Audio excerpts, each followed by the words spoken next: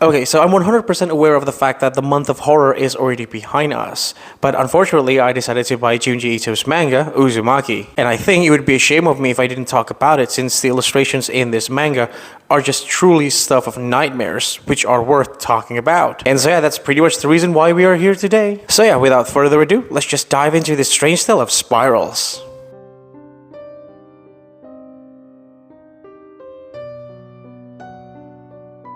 A bizarre curse falls upon a small town in Japan called Kurochucho. It's neither plagued by a deadly virus nor an alien substance, but rather by spirals.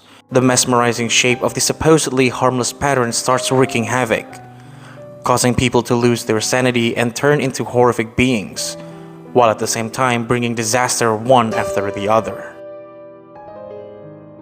Since the curse shows no signs of slowing down, Kirie Goshima and her boyfriend Suichi Saito have to race against time as they try to escape the clutches of the spirals.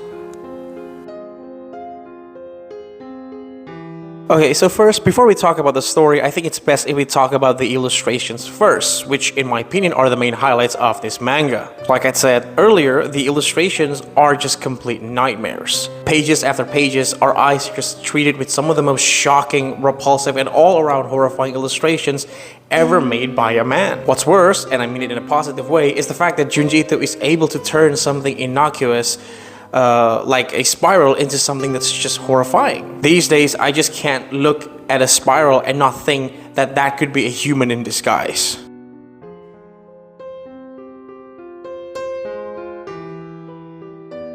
Okay, so the story in this manga is actually quite unusual, and the reason for that is because although the problem and the main characters mostly remain the same throughout the entire manga, some of the chapters just feel like they are standalones. And what I mean by that is that the problems and events told in those chapters are never brought up again in later chapters. So they just happen in those chapters and then they're done. So right now I would like to talk a little bit about some of the chapters that I really love and the reasons why.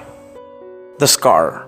This one is about a woman with a scar which, as the story goes on, worsens and turns into something freakish. This one blew me away because I was just both mesmerized and shocked by the ending. This chapter is essentially about people turning into snail. And this one is just disgusting. And I mean it with all of my heart. It's almost difficult to fathom how someone can make a story so gross out of this thing. After the scar, we have the mosquito and the umbilical cord. How do I explain these two chapters without spoiling them? Well, these are essentially about mosquitoes which bite pregnant women and make them insane. There, I'll leave it at that. These two chapters are, if I'm not mistaken, the bloodiest in the entire manga. Okay, so lastly, I would like to talk what Uzumaki is potentially about. The way I see it, Uzumaki is essentially about obsession. Hell, I mean the first two chapters of this manga are titled The Spiral of Obsession. I think this manga just shows how obsession, no matter how harmless it is at first, like a spiral, can spiral out of control if one is not careful about it. And we can also see how most of the characters are drawn towards something and how they eventually become obsessed with it. And when one is obsessed with something, one can get detached from reality. And I think this is proven by the fact that time in this manga at one point doesn't function properly and it eventually just completely stops. This probably means that people who are obsessed with something can get stuck. They can't move on with their lives like people in general because there is nothing more that they care about other than the thing that they're obsessed with. And that's basically what I think Uzumaki is all about. But I'm pretty sure that my interpretation doesn't encompass all meanings this manga has to offer. And moreover, the manga doesn't actually provide any explanation, or at least full explanation, about the spiral itself. So yeah, feel free to share your thoughts and opinions regarding the potential meaning behind Uzumaki in the comment section below. Okay, so after we praised Uzumaki, it's time to tear this manga apart. Well, no, not really, but there are definitely some disappointing elements that I just need to talk about. And yeah, before we talk about those disappointing things, don't forget to like and also hit that subscribe button. It truly helps a lot.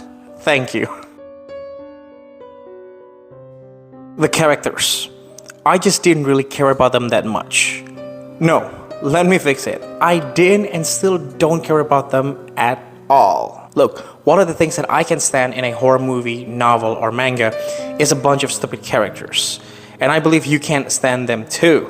I mean, they clearly know that terrible things are happening, and disaster after disaster just keep coming one after another, demolishing buildings and killing hundreds if not thousands of people. And yet, what do you think they do? Do you think they just run away like normal people would? No! What's worse is that one of our main characters, Kirie, sometimes just doesn't believe in her boyfriend Suichi, who has the ability to tell when something is about to go south. At times, she just completely dismisses him and says that he's just talking nonsense, despite the fact that she has witnessed countless bizarre incidents happening around her. But since the manga never fully explains what the spiral is and what it can really do, one can probably argue that our main character's reluctance to get the hell out of that place or that town as early as possible is probably caused by the spiral. They might have been affected by it at one point in the story and they were not aware of it. So that's probably the reason why they want to get out, but they don't desire it enough because they have been affected. But although one can use that argument to justify our main character's behavior, it can't still change my opinion about them.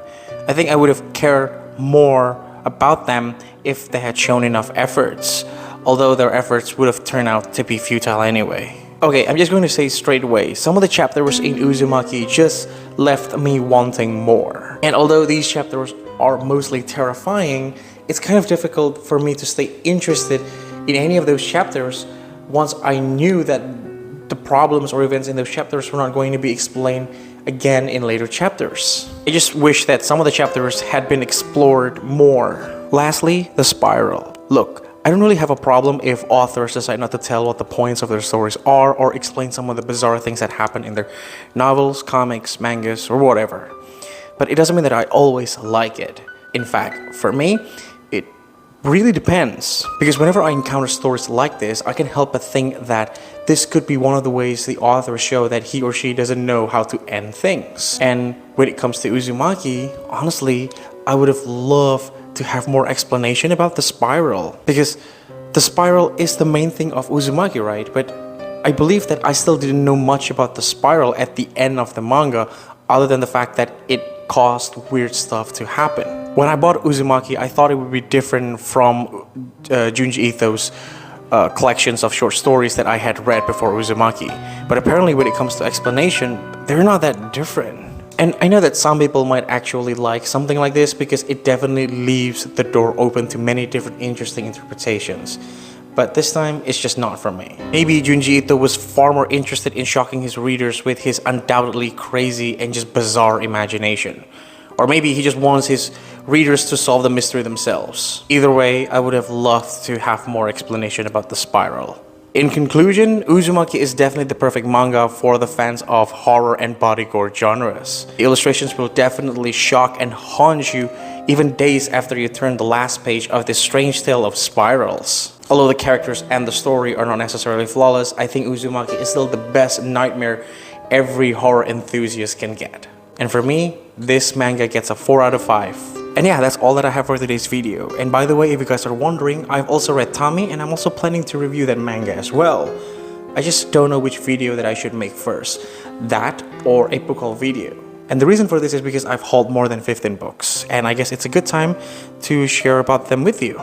So, which one do you think I should do? Should I make the Tommy review video or the book haul video? Share your opinions in the comment section below and let me know. And with that, thank you for watching and thank you for all of your support. My name is Dante and I'll see you guys in my next video. Bye bye.